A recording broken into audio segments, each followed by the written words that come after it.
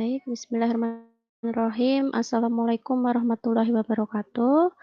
Baik, selamat pagi teman-teman semua. Kita lanjutkan kembali materi pertemuan kita untuk ideologi Pancasila yang sebelumnya teman-teman sudah membahas tentang bagaimana filsafat di dalam Pancasila gitu ya. Kemarin juga teman-teman sudah mengerjakan kuis dari saya yang dikirim di WA grup ya. Itu teman-teman mengirimkan bagaimana contoh implementasi dari filsafat Pancasila itu sendiri. Bagaimana dari makna kita mulai dari ontologisnya, dan kita mulai dari epistemologis hingga ke makna aksiologisnya. Dan rata-rata teman-teman sudah memahami ya dari saya melihat dari contoh-contoh dari teman-teman semua.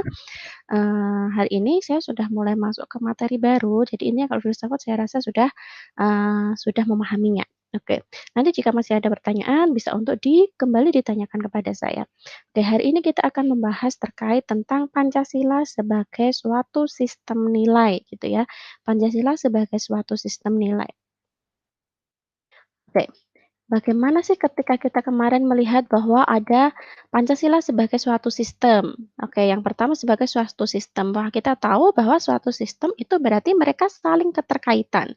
Siapa yang keterkaitan? Itu antara, antara sila-sila yang satu dengan sila yang lainnya, di mana mereka saling bersistem atau mereka saling, eee eee, apa itu, saling mengisi dan mengkualifikasi gitu, mengkualisisi gitu ya atau, teman-teman kita tahu kemarin seperti di hierarkis piramida, mereka saling melengkapi. Jadi mereka tidak bisa untuk berdiri sendiri-sendiri. Nah, kita lanjut lagi bahwa hari ini kita akan berbicara tentang nilainya. Lalu bagaimana, apa sih yang dimaksud dengan nilai itu sendiri? Bahwa kita tahu nilai gitu ya, kalau teman-teman mendapatkan nilai, misalnya nilai berapa. Nah, itu kan berarti suatu kualitas. Jadi itu adalah untuk mengukur seberapa besar kualitas teman-teman semua, misalnya gitu.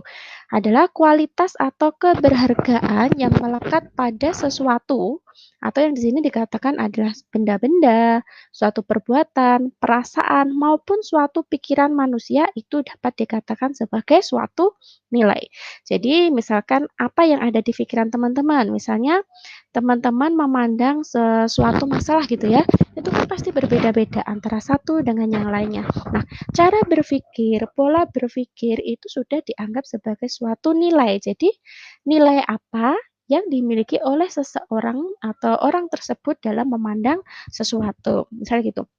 Ini juga sama, nanti ketika kita mengkaitkan dengan Pancasila, nilai ini juga tergantung kembali kepada individunya masing-masing. Seberapa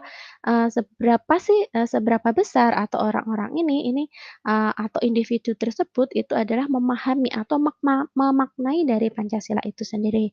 Misalnya seperti itu. Oke. Nilai ada karena manusia yang melakukan penilaian terhadap objek yang dinilai. Oke, jadi sesuatu itu dapat bernilai atau mempunyai makna jika orang atau manusia itu sendiri yang memberikan penilaian atau memberikan pandangan terhadap objek yang kita pilih, misalnya gitu. Misalnya kita melihat sesuatu, ini bertentangan nggak sih dengan nilainya Pancasila? Atau ini selaras nggak dengan apa yang diharapkan di dalam sistem dari Pancasila itu.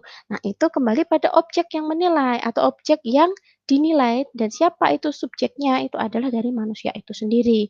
Misalnya seperti itu. Oke. Sesuatu bisa bernilai berarti sesuatu itu memenuhi atau mendekati harapan dari idealnya manusia. Dan tentunya dari nilai itu sendiri atau, penilaian itu sendiri penting bagi hidup manusia itu sendiri. Misalnya seperti itu.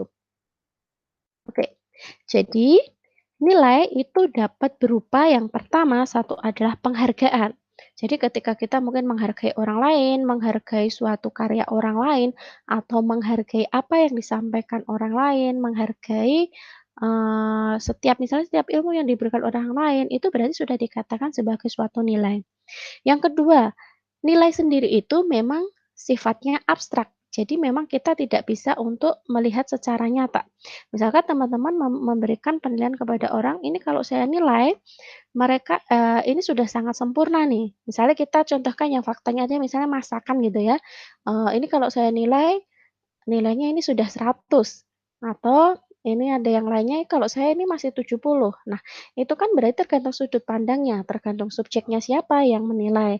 Nah, ini kan bersifat abstrak, ya kan? Sesuatu yang memang bersifat abstrak dan itu tidak bisa, apa ya, menjadi patokan atau ukuran. Jadi itu kembali lagi kepada, individunya masing-masing.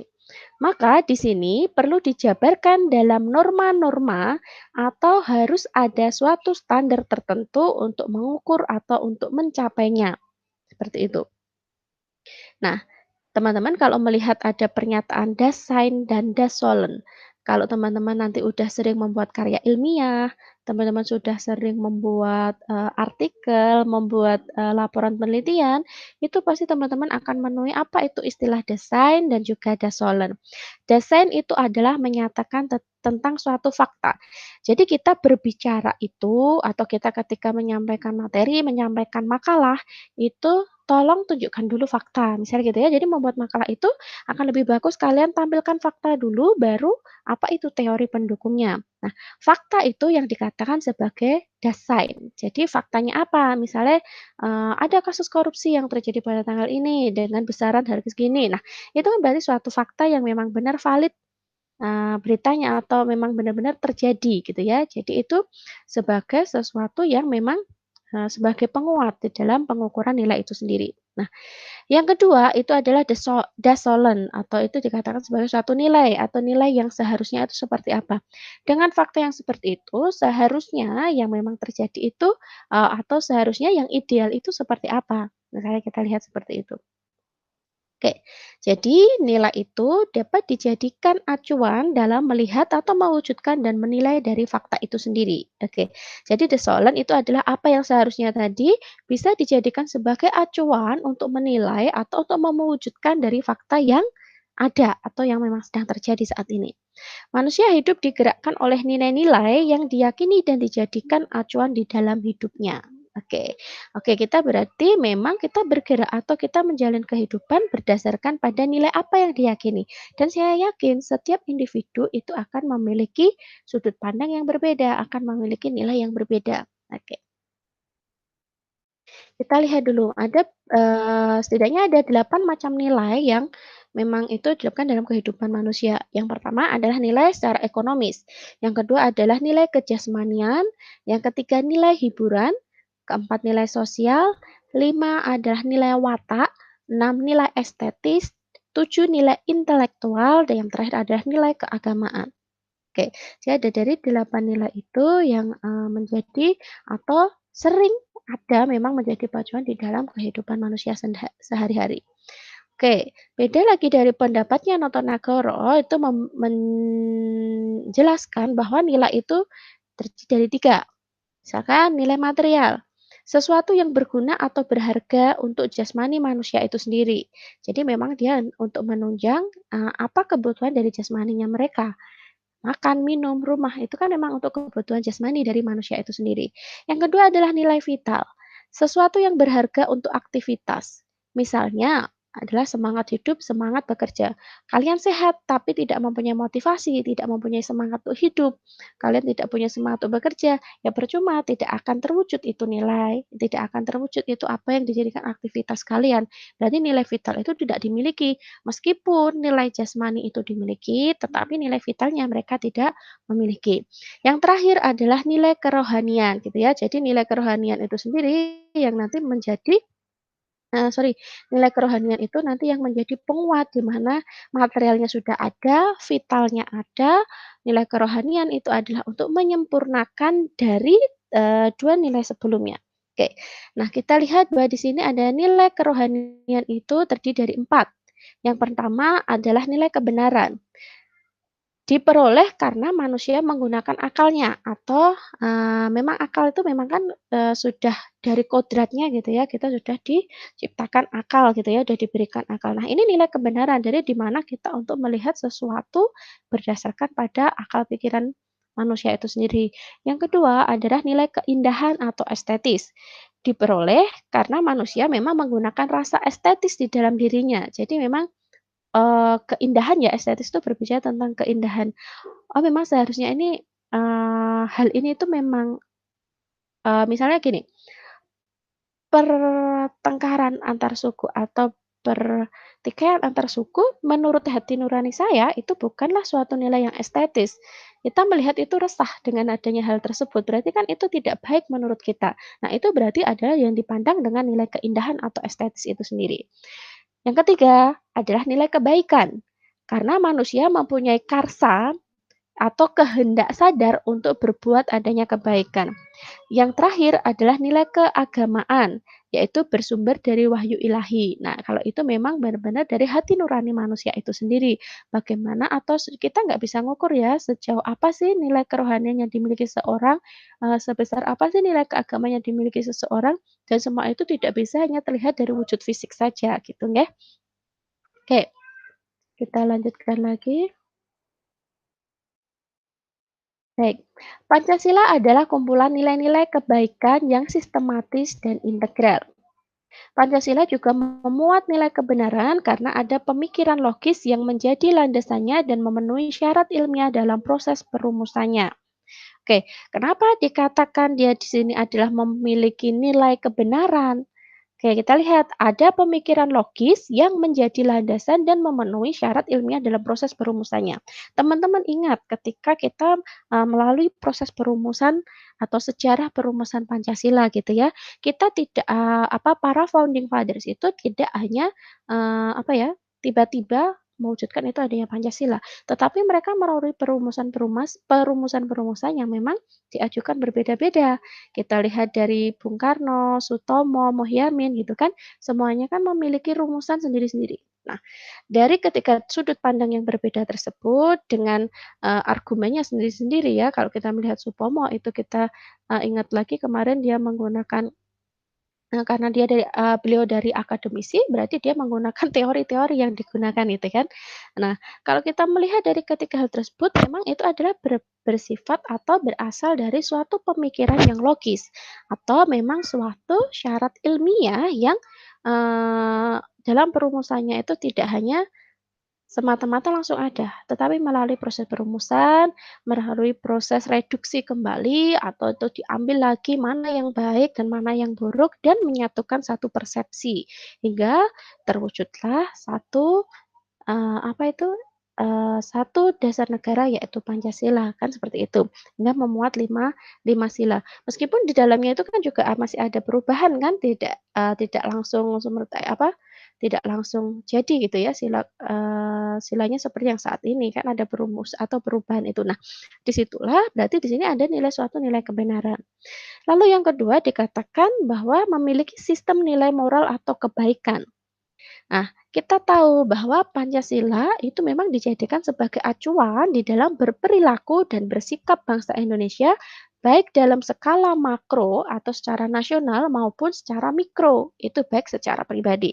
Oke, kita tidak bisa memungkiri ya kalau ini memang kalau kita melihat dari sila-sila Pancasila, kenapa hingga saat ini Pancasila itu juga masih masih melekat pada masyarakat Indonesia, karena memang mereka menggunakan dengan hati atau memang, nilai-nilai Pancasila itu sendiri itu memang bagi masyarakat Indonesia itu memang sudah melekat di dalam dirinya secara tidak langsung gitu ya. Karena apa? Memang ada nilai kebaikan. Yang pertama memang kalau kita melihat dari skala nasional atau dalam skala makro. Fungsi dari tujuan Pancasila itu sendiri adalah untuk mempersatukan bangsa atau mereka untuk melihat keberagaman masyarakat Indonesia yang dijadikan di dalam 5 rumusan sila Pancasila itu dijadikan satu menjadi penguat di dalam pemersatu bangsa. Nah, kalau kita melihat di dalam kebutuhan mikro atau untuk pribadi manusia itu sendiri, nilai moral dan kebaikan itu juga ada untuk dirinya sendiri. Yang pertama, kita tahu misalnya dari sila sila ketuhanan gitu ya. Sila ketuhanan memang pada kodratnya kita memang harus memiliki sila tersebut, atau sila ketuhanan itu memang sudah melekat pada diri manusia. Mau tidak mau kita tidak bisa lepas dari Tuhan. Nah, kebaikan-kebaikan apa yang dilakukan di dalam setiap sila Pancasila itu akan berbalik lagi kepada kebutuhan pribadi kita masing-masing. Kita membutuhkan Tuhan.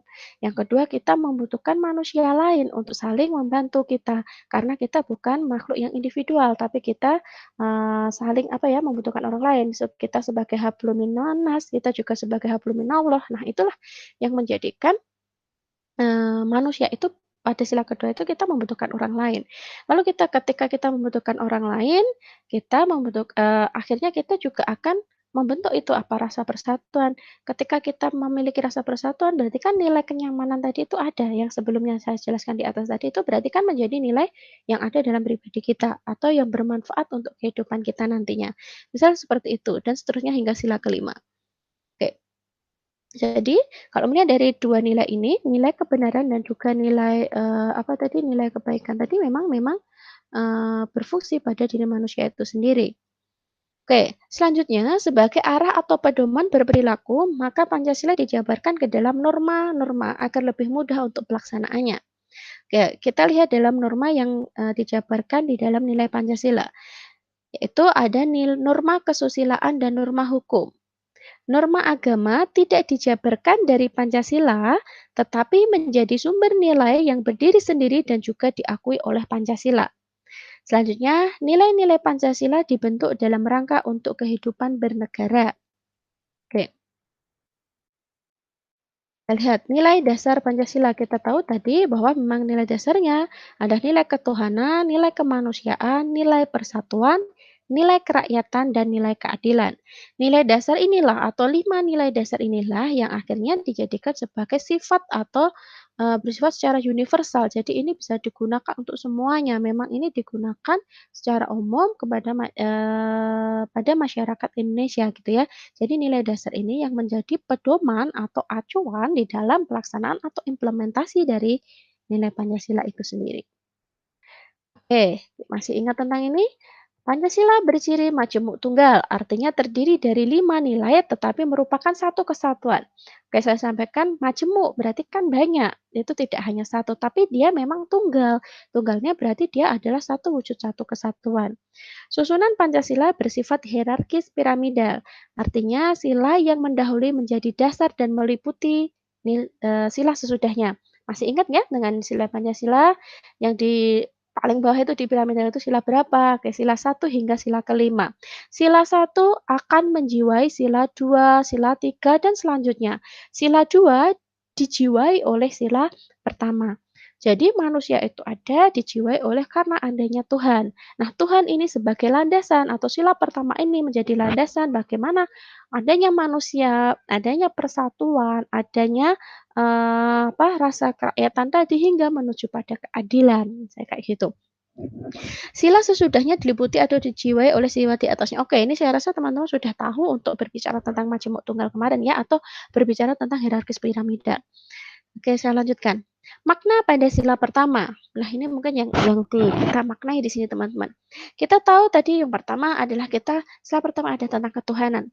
Pengakuan adanya causa prima atau sebab pertama yaitu Tuhan Yang Maha Esa. Masih banyak yang mungkin kemarin keliru apa yang dikatakan dengan causa prima atau dikatakan satu-satunya gitu ya. Bukan ya. Jadi kalau kita berbicara tentang causa prima itu adalah sebab yang tidak disebabkan oleh sebab apapun. Makanya ini dikatakan adalah sebab pertama, karena Tuhan itu tidak disebabkan oleh sebab apapun, gitu kan. Karena Tuhan itu sendiri adalah penyebab pertama untuk adanya sebab-sebab berikutnya. Nah, itu yang dikatakan atau dimaknai dari causa prima itu sendiri. Jadi bukan berarti dia itu Tuhan itu satu, tidak. Tetapi Tuhan itu ada sebagai sebab pertama atau, sesuatu atau sebab yang tidak disebabkan oleh sebab apapun, misalnya seperti itu. Gitu ya, jadi jangan salah memahami tentang causa prima ini. Yang pertama, makna sila pertama juga menjamin penduduk untuk memeluk agamanya masing-masing. Tidak memaksa warga negara untuk beragama, tapi diwajibkan memeluk agama. Ya kan, mereka harus, kalau kita melihat di KTP kan pasti itu harus punya agama gitu kan. Ateisme dilarang di Indonesia, menjamin berkembangnya kehidupan beragama. Negara sebagai fasilitator tumbuh kembangnya agama dan iman warga negara menjadi mediator ketika terjadi konflik, misalnya kayak gitu. Oke, itu makna makna keseluruhan dari sila pertama atau nilai dari sila pertama itu sendiri. Makna atau nilai dari sila kedua, menempatkan manusia sesuai hakikatnya sebagai makhluk Tuhan atau kemanusiaan bersifat universal. Kita ingat lagi pada hierarkis piramidal mendudukkan bahwa manusia atau sila kedua dijiwai oleh sila pertama, di mana manusia itu sendiri kedudukannya dijiwai adanya Tuhan gitu kan. Berarti manusia ada karena sebelumnya memang ada Tuhan. Nah, di sini ditempatkan bahwa manusia sesuai hakikatnya sebagai makhluk Tuhan. Yang kedua, menjunjung tinggi kemerdekaan sebagai hak segala bangsa. Terakhir, mewujudkan keadilan dan peradaban yang tidak lemah, perlu pelurusan dan penegakan hukum yang kuat jika terjadi penyimpangan. Oke, jadi kalau kita melihat tadi norma tadi di atas kan kita memang ada norma norma hukum gitu ya, norma hukum, norma kesusilaan dan juga norma agama. Meskipun norma agama itu berdiri sendiri gitu ya. Oke, makna sila ketiga, nasionalisme.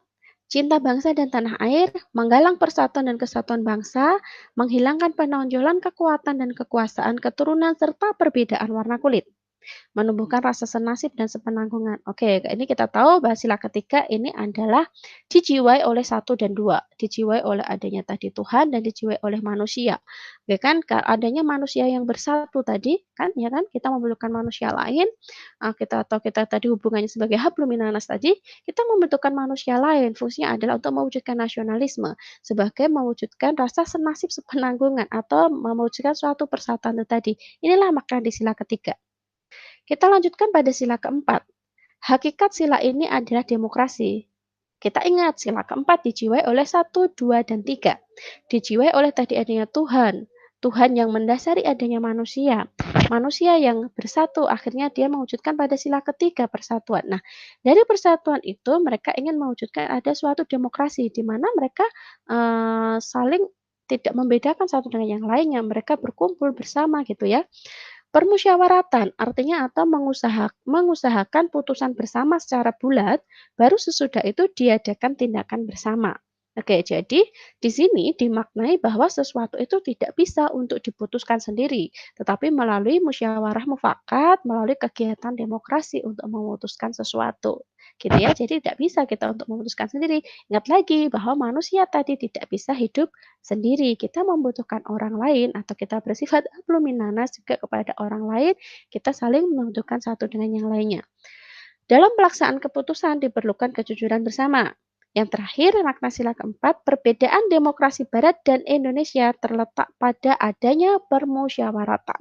Jadi, kenapa mungkin kita dilihat kita lamban dalam mengambil tindakan? Karena memang apa? Kita banyak menggunakan demokrasi ini, karena kita banyak menggunakan bagaimana musyawarah mufakat dalam pengambilan keputusan. Jadi tidak bisa kita itu bersifat, apa ya, bersifat enaknya sendiri atau mengambil keputusan dengan kemauan sendiri, misalnya kayak gitu. Oke terakhir, makna sila kelima, kemakmuran yang merata bagi seluruh rakyat dalam arti dinamis dan meningkat. Seluruh kekayaan alam dan sebagainya dipergunakan bagi kebahagiaan bersama menurut potensinya masing-masing. Melindungi yang lemah agar kelompok warga masyarakat dapat bekerja sesuai dengan bidangnya. Maka di sini sila kelima ini dikatakan sebagai sila puncak atau di dalam hierarkis piramidal kita melihat kan paling puncak atau dia berada di atas karena memang sebagai tujuan apa ya bukan tujuan akhir sih sebagai harapan akhir. Kalau kita melihat tujuan akhir kita bukan keadilan sebenarnya yang kita harapkan. Tujuannya kembali lagi nanti kepada Tuhan, karena kita kan kembali lagi kan kepada Tuhan gitu ya. Jadi bukan saya katakan sebagai tujuan akhir, tapi di situ adalah apa yang kita harapkan bersama dari adanya, susunan-susunan dari sila Pancasila itu sendiri. Oke, seperti itu teman-teman, mungkin gambaran dari bagaimana implementasi atau, bagaimana pemaknaan dalam sistem nilai itu sendiri di dalam Pancasila. Oke. Selanjutnya, silahkan teman-teman nanti bisa berdiskusi, buatlah dalam 5 kelompok. Setiap kelompok silahkan untuk mencari satu contoh kasus. Ingat ya kasus ya, bukan hanya tulis saja, tapi benar-benar mencari kasus. Kasus atau fenomena yang berkaitan dengan salah satu sila Pancasila. Oke, banyak banget ini kalian mencari, coba tapi silahkan cari yang terbaru ya, jangan cari yang lama-lama, jadi silahkan cari cari yang terbaru. Nah, dan 5 kelompok itu nanti nggak boleh sama. Bisa tentang pertentangan, bisa penggambaran sila Pancasila tersebut, atau bisa implementasinya, dan sebagainya. Analisislah makna nilai setiap sila melalui kasus yang ditemui. Oke, analisislah. Jadi nanti setiap kelompok itu berbeda karena ada 5 ya. Kelompok satu nanti membahas atau mencari contoh analisis kasus terkait tentang sila pertama. Kelompok 2 nanti sila 2, sila dan seterusnya, kelompok 3 sila 3, sila 4, dan sila kelima, misalnya gitu ya. Jadi silahkan kalian mencari suatu contoh kasus atau fenomena yang benar-benar terjadi. Nah, dari kasus yang ada itu dianalisis. Apa sih yang ditemui, apa sih yang misalnya kalau itu berupa kasus pertentangan, apa yang bertentangan misalnya kalian dapat sila pertama, apa yang bertentangan dengan sila pertama? Tadi kan sudah tahu, apa sih sila pertama nilainya, maknanya apa yang bertentangan dalam kasus ini. Seharusnya atau itu kan faktanya ya tadi atau desainnya ya, desolennya seperti apa, seharusnya apa yang, dapat dilakukan, misalnya kayak gitu. Nah, dari situ nanti teman-teman bisa untuk menganalisis, atau belajar untuk memecahkan suatu masalah atau suatu, fakta fenomena yang sedang terjadi. Oke, karena teman-teman nantinya kan juga tinggal di masyarakat, jadi harus bisa untuk mengambil kebijakan di dalam atau permasalahan di dalam masyarakat itu sendiri. Oke, misalnya seperti itu teman-teman. Oke, saya rasa cukup ya untuk pertemuan pada hari ini. Silahkan nanti untuk tugas kelompoknya itu 1 minggu, jadi minggu depan kita sudah bisa berdiskusikan bersama-sama. Semoga minggu depan kita bisa langsung bertemu di Google Meet ya, jadi nanti saya bisa langsung tanya jawab pada teman-teman semua, seperti itu.